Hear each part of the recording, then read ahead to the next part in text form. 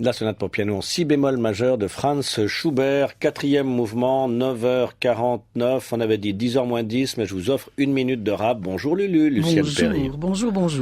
En ce jour où vous n'êtes pas devenu avec votre grosse citrouille?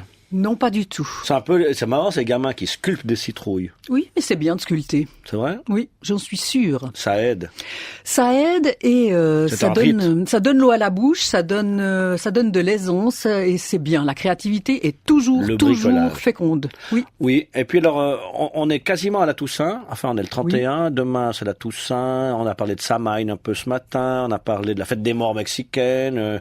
Tout un monde comme ça. Et c'est ce monde-là que vous aimeriez évoquer un peu dans l'art, c'est ça, Lucienne? Oui, c'est ça. On peut s'interroger. Est-ce que la mort peut être exposée? Est-ce que des œuvres fabriquées avec des restes humains ou des restes animaux peut faire l'objet d'une exposition? Est-ce que le corps mort, par exemple dans des pièces d'art brut, enfreint la sensibilité du public? Est-ce que le public, lorsqu'il est amené à découvrir ces œuvres, doit être préparé? Est-ce qu'on doit avertir le public à l'entrée du musée? Est-ce qu'on doit le préparer? Est-ce que la mort est supportable? Alors commençons tranquillement. Vous parlez donc exposer des restes humains. On a eu l'occasion ici d'évoquer une exposition géniale de cheveux il y a quelques mois. Oui, exactement. Alors les cheveux, c'est encore des choses de personnes vivantes. La question se pose pas trop. On a parlé d'excréments une fois. Ça aussi, c'est des choses de personnes vivantes. Mais alors là, vous parlez carrément, est-ce qu'on peut exposer des...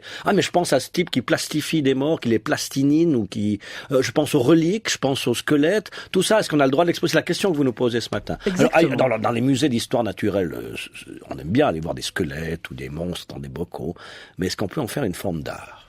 Alors, Marc Moret, qui en fait réside aujourd'hui à Voidance, dans le canton de Fribourg, lui a réalisé des œuvres tout à fait étonnantes. Ce sont des hauts-reliefs assez grands, horizontaux, qui reposent donc au sol, qui sont étranges, qui sont tant étranges qu'ils peuvent être pour certaines personnes repoussants.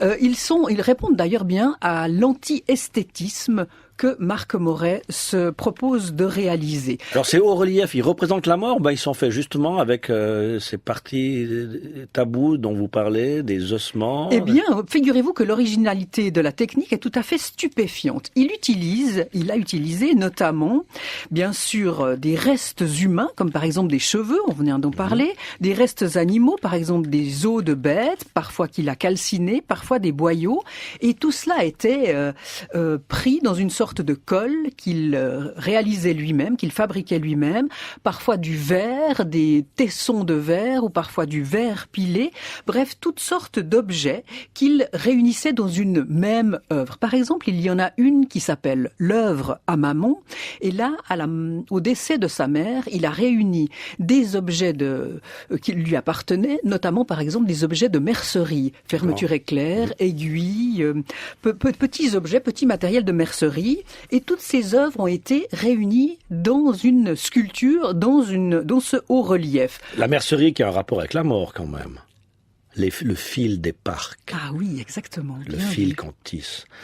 Donc ces objets que Marc Moret a réunis, eh bien, ce sont comme des œuvres commémoratives. Cette œuvre, elle est dédiée à sa mère et sans doute lui permet-elle de penser, de méditer et de se souvenir de sa mère. Une œuvre intime, pour certaines personnes rebutantes, elle suscite parfois le trouble, l'effroi, le dégoût. Peut-on l'exposer? Il y a d'autres œuvres d'art brut. C'est un peu un reliquaire quand même. Hein. C'est exactement pour moi un reliquaire. Parce qu'il y a des objets de la vie quotidienne, il y a des objets assez... Les cheveux, c'est vrai que ça représente pas tout à fait la mort, un peu la vie quand même. Et puis bon, vous avez parlé de restes animaux, mais enfin on mange des saucisses quand même. C'est pas quelque chose qui répugne. Voilà. Vous parliez d'intestins, mais enfin les cervelas aussi, c'est fait avec des intestins. C'est ce à quoi je vais arriver, parce qu'en fait, tout dépend du contexte, tout dépend de la culture, tout dépend du moment. Ouais. Il y a une autre œuvre dont j'aimerais vous parler, c'est celle de Michel Nedjar, qui elle aussi, comme celle de Marc Moret, suscite le doute et l'inquiétude. Lui travaille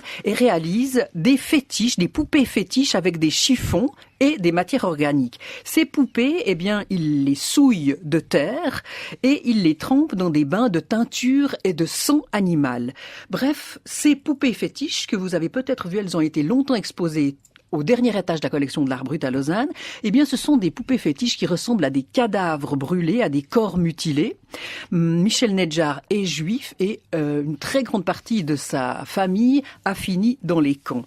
Bref, ces œuvres de Marc Moret ou de Michel Nedjar ouvrent sur le doute, sur l'inquiétude, sur la fragilité humaine, et elles posent des questions existentielles fondamentales. Ces deux créateurs abordent la mort, donnent, selon moi, une version symbolique de la mort, qui, bien sûr, on le sait, cette mort qui est occultée de notre société occidentale aujourd'hui.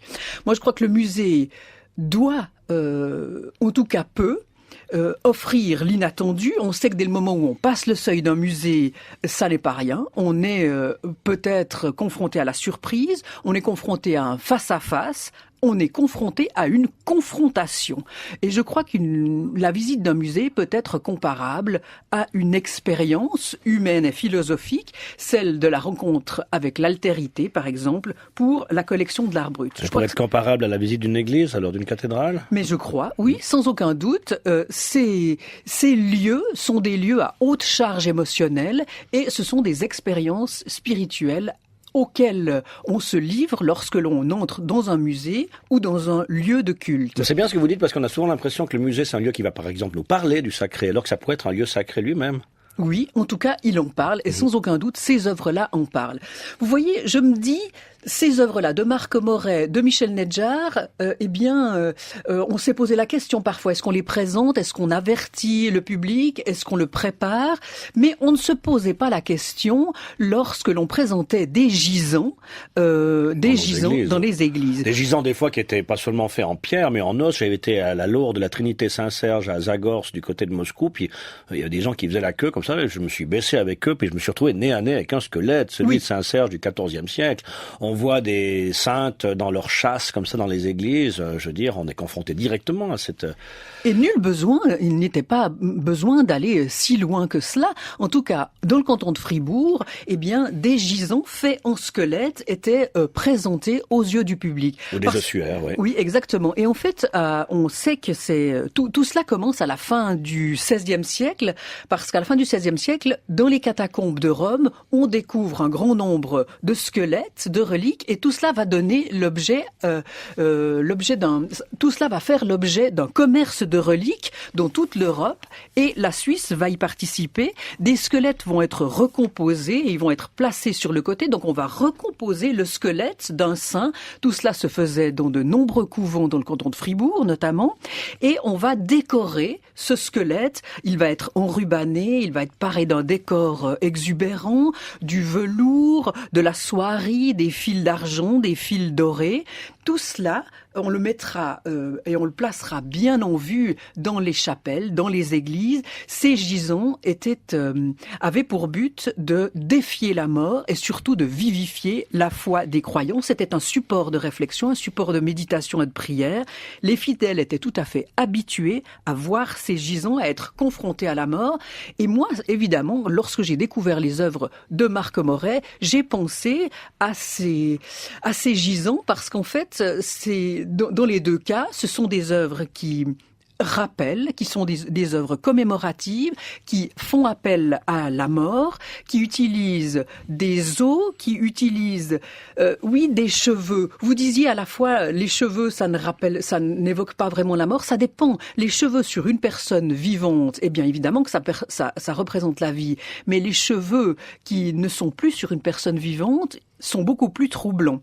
Je crois en fait que Marc Moret crée des reliquaires, peut-être à contrario des gisants, parce qu'en fait, il utilise des œuvres qui semblent être très différentes de ce qu'on utilisait pour les gisants, c'est-à-dire du verre, des tessons de verre, des œuvres qui nous troublent, qui nous désarçonnent, mais je crois qu'en fait, le but est le même, c'est de s'interroger sur la fragilité humaine et sur notre finitude. Vous dites toujours qu'on nous confronte à la mort, mais moi je dirais on fait encore parler les morts.